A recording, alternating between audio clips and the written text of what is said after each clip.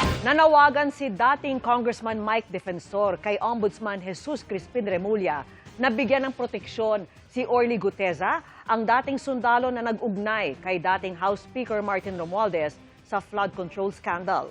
Inilabas ni Defensor ang isang audio recording kung saan maririnig umano si Guteza.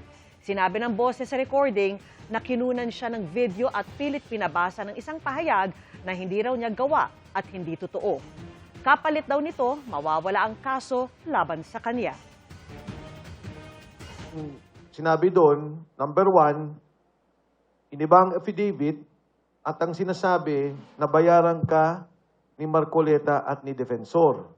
And that number 2, wala kang delivery sa bahay ni Martin Romualdez.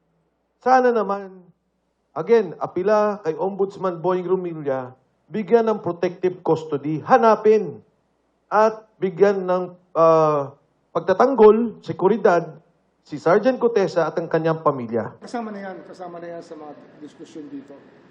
Hinihingan pa namin ang pahayag si Remulla. Ayon kay Defensor, ibinigay sa kanya ang recording noong nakaraang taon mula umano sa isang sundalong nakasama ni Guteza.